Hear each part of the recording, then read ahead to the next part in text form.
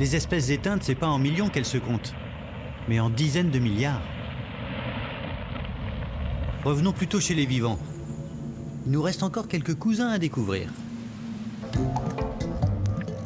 À moins 700 millions d'années, on atteint la limite de ce qu'on a l'habitude d'appeler le règne animal. Les systématiciens, eux, préfèrent parler de métazoaires. Je suis un métazoaire, comme l'éponge à crevettes, parce que je suis un organisme pluricellulaire mobile. C'est-à-dire que je suis composé de plusieurs cellules et que je bouge.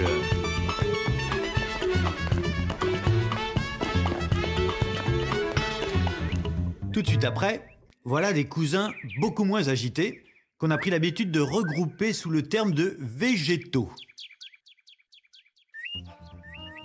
Alors c'est vrai, ils ont fait des choix de vie, différents. Et pourtant, je suis un eucaryote comme eux, comme le romarin, comme le séquoia géant et comme le géranium. Bon, je reconnais qu'entre lui et moi, la ressemblance n'est pas frappante.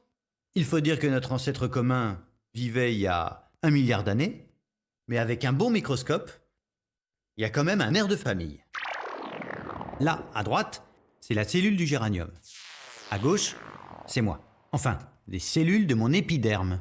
Leurs formes sont différentes, mais leurs structures sont les mêmes, avec ce compartiment spécial où est enfermé l'ADN, le noyau. C'est cette invention, le noyau, qui est l'innovation partagée des eucaryotes. Elle est commune aux animaux, aux végétaux, mais aussi à tout un tas d'organismes qui ne sont ni l'un ni l'autre. Des cousins composés d'une cellule unique, les unicellulaires.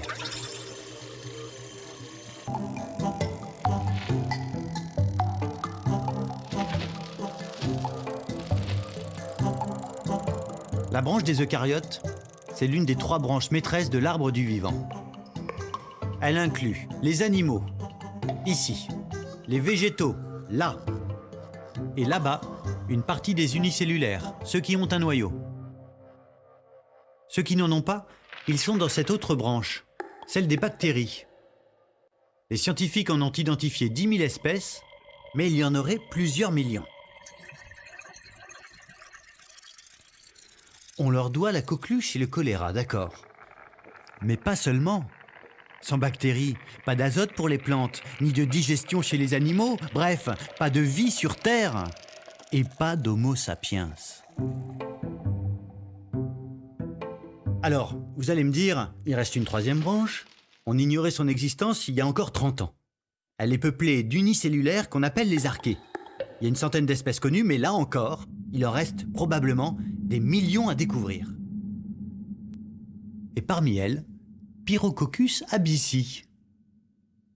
Cette petite chose ronde et insignifiante, pour qui le soufre est une friandise et l'oxygène un poison mortel, c'est aussi un cousin. Un cousin assez éloigné, mais un cousin quand même.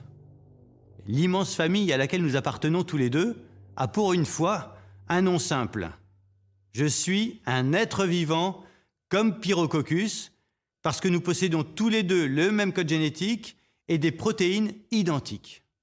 Tous les êtres vivants, donc bactéries, archéocaryotes, font partie de la même famille.